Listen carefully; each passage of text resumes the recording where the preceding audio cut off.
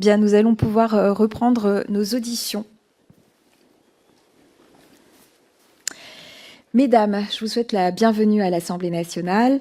Monsieur le rapporteur, alors comme vous le savez, notre commission d'enquête a pour objet d'évaluer le traitement judiciaire des viols et agressions sexuelles incestueuses parentales sur mineurs, avec notamment une attention particulière portée à la prise en compte de la parole de l'enfant et à sa protection effective pendant la procédure. Nous nous intéressons donc aujourd'hui aux dynamiques familiales à l'œuvre dans l'inceste parental et aux conséquences traumatiques que celui-ci peut avoir sur ses victimes et co-victimes.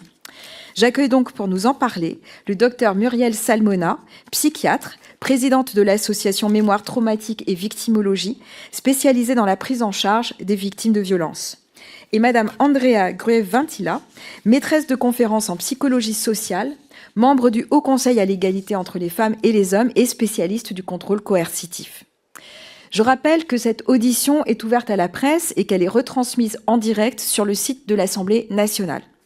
Avant de vous laisser la parole et d'entamer nos échanges pour environ 2 heures, je vous rappelle que l'article 6 de l'ordonnance du 17 novembre 1958, relative au fonctionnement des assemblées parlementaires, impose aux personnes entendues par une commission d'enquête de prêter serment, de dire la vérité, toute la vérité, rien que la vérité.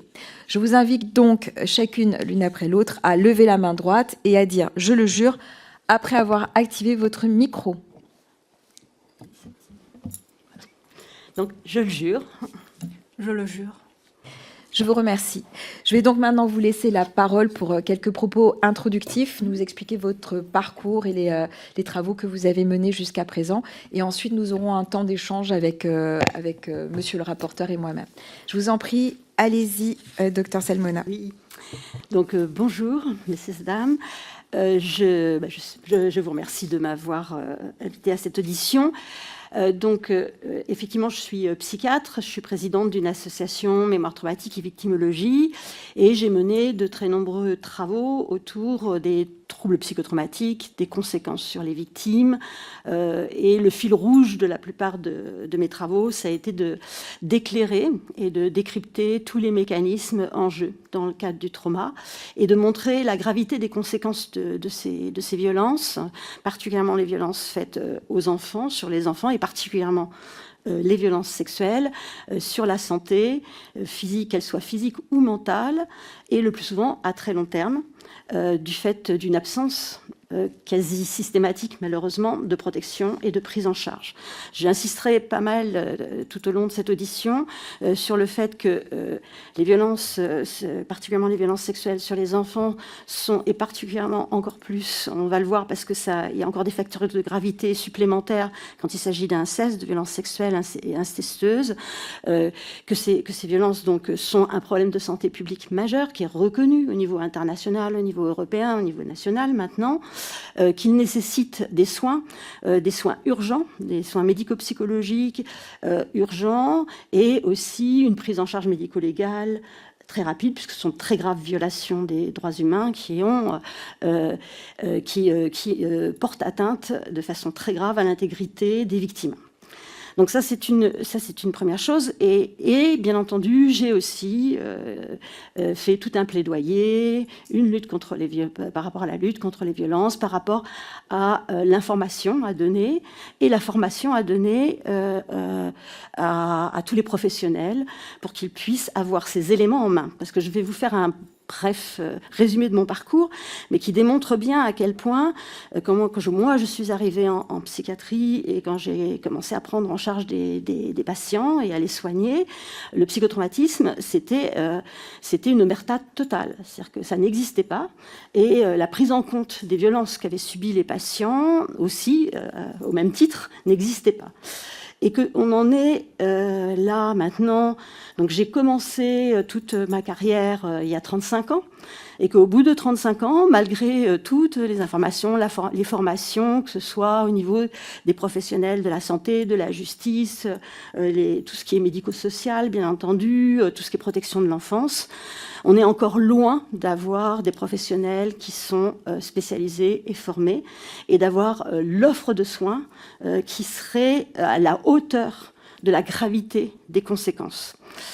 Alors, pour dire un petit peu ce qui s'est passé pour moi, la prise en compte, la prise de conscience de la gravité des traumas, je l'ai faite quand j'étais adolescente, face à mon père, qui avait subi des traumatismes liés à la guerre d'Indochine, très grave, et des traumatismes très graves dans son enfance, violences sexuelles, violences physiques, maltraitance très grave dans le cadre de sa famille. Je suis issue d'un milieu très défavorisé. Et qui, en fait, est mort très précocement d'un cancer de la gorge et du poumon, lié à son alcoolisme, à son tabagisme. Et j'ai toujours été persuadée, dès qu'on a fait le diagnostic de ces cancers et de voir face à son alcoolisme, qu'il était dans cet état-là de souffrance du fait de son histoire. Voilà. Donc j'avais fait le lien. Et puis j'avais été très sensibilisée aussi quand j'avais découvert la Shoah, toutes les victimes, et très sensibilisée par le fait que j'avais vraiment l'impression que ces personnes avaient été, comme mon père, l'avaient été, abandonnées à devoir survivre au pire, avec des conséquences extrêmement graves, sans que personne se préoccupe. C'est-à-dire avance et marche. Voilà. Donc ça a commencé à cette période-là. Le fait d'avoir été confrontée à la prise en charge médicale et chirurgicale de mon père, j'ai voulu faire médecine. J'ai fait médecine. Et puis, de fil en aiguille en médecine, je me suis dit que c'était psychiatrie qu'il fallait que je fasse. C'était dans une sorte de logique pour pouvoir vraiment venir au secours de toutes ces personnes et de tout ce qu'elles avaient subi. Et j'ai commencé psychiatrie avec des professeurs au départ remarquables qui étaient vraiment des personnes qui avaient une ouverture d'esprit extraordinaire. Et puis après, je me suis retrouvée en hôpital psychiatrique. Et là, ça a été une autre paire de manches, dans un milieu extrêmement violent.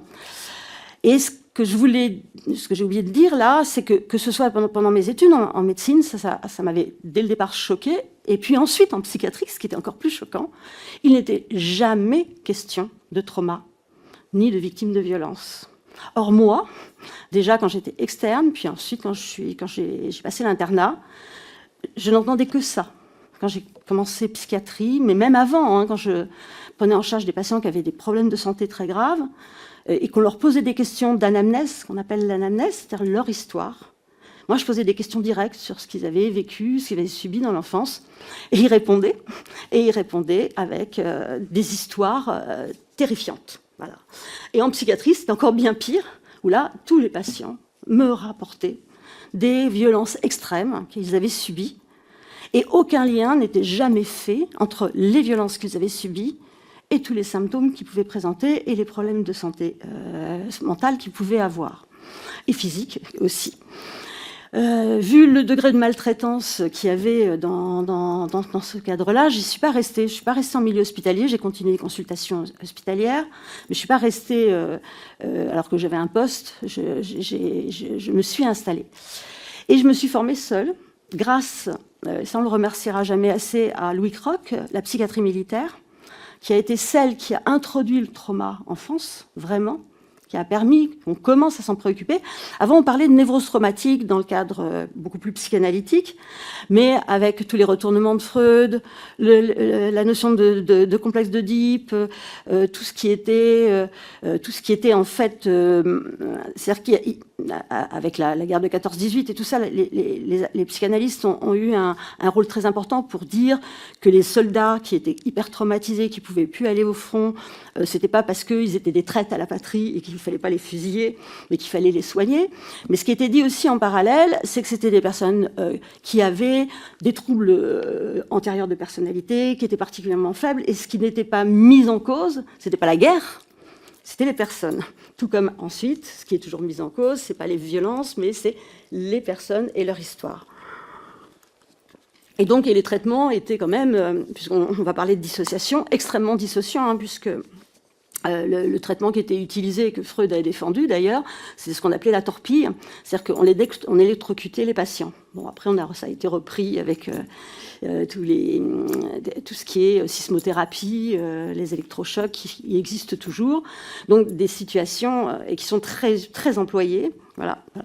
Donc voilà. Donc la psychanalyse, elle avait eu le mérite de soulever le problème, mais